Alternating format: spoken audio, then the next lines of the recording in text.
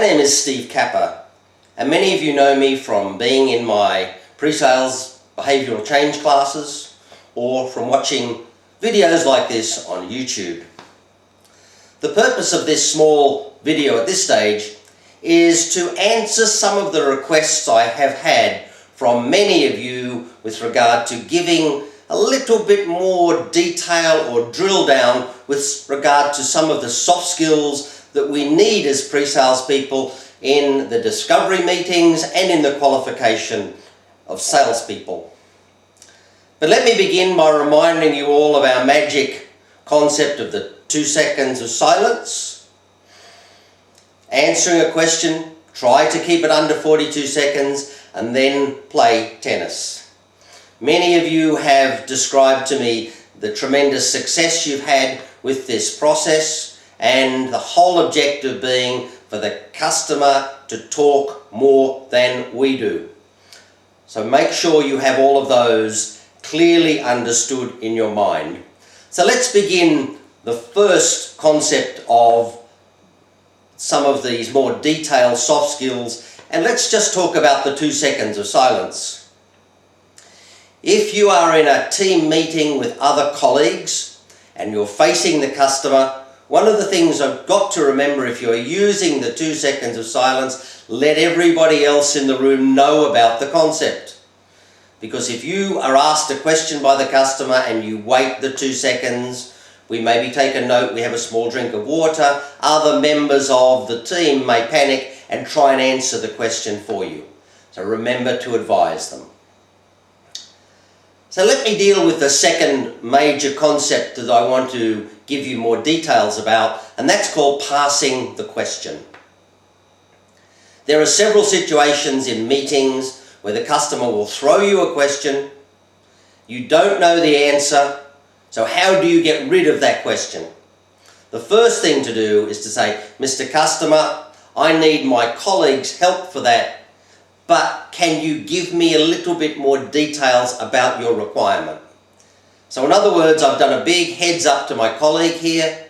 The customer gives us more information, and my colleague now has the 15, 18 seconds to get their mind into order so that they can answer the question. And that's called passing the question. The third concept that I want to remind you all about is how to deal with difficult questions. So the customer throws you a question which could be, I understand your products are difficult to implement. Remember, the response to that is almost shock. Oh no, Mr. Customer, why do you think that? A simple question. Oh no, Mr. Customer, why do you think that? Look, the customer could have heard it from a competitor. They could have read it in the newspaper. They could have read it in a Gartner report. They could have experienced that situation themselves. So don't forget, find out where that information comes from. Then you have a much better way, you're in a much better situation to physically handle that question. I'd also like, for the fourth item here, is to talk a little bit more about interrupting one of your colleagues. So Mr. Salesman perhaps is talking about a concept. If it's not critical, if he makes a mistake, then don't worry about it. But if it is critical, maybe the password is a small wave of the hand. Mr. Salesman knows this concept. He says, oh, I think my pre-sales colleague needs to make a comment here, and you pass it backwards and forwards. I'd also like to think about that concept when you ask a customer a question. And many of you in role plays used to ask the customer quite large questions.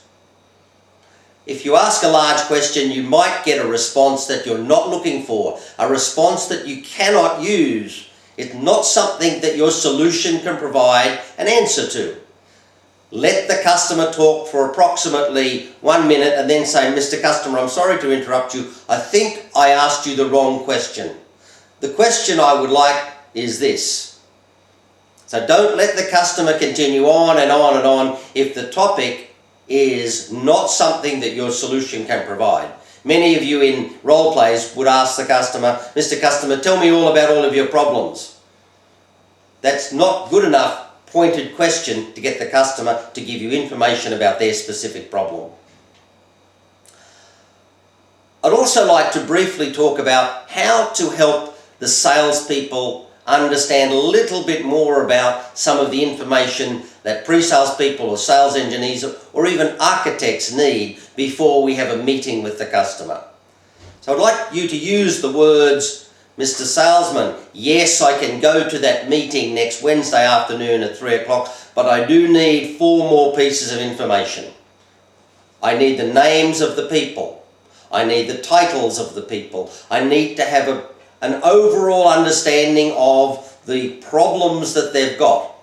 And lastly, I would really need to try and call them on the telephone for about 5 to 7 minutes. So the words to the salespeople would be, yes, as long as. Yes, as long as I have these 4 pieces of information or 5 or whatever it is, I can happily go and do that specific role. The last thing I'd like to talk about is how to increase the size of your discovery time with the customer utilising some of the customer's time. So Mr. Customer has done a great job, Mr. Salesman's done a great job. They've given you 15 minutes with 4 or 5 senior executives. So at the end of the 15 minutes you can say, Mr. Customer, thank you very much, almost touching your watch and say, Mr. Customer, thank you very much. Oh, by the way, could I have 2 more minutes? I have another 2 questions. Never think that we can't extend into the customer's time. And the customer then makes the decision to move from 15 to 17 to 18.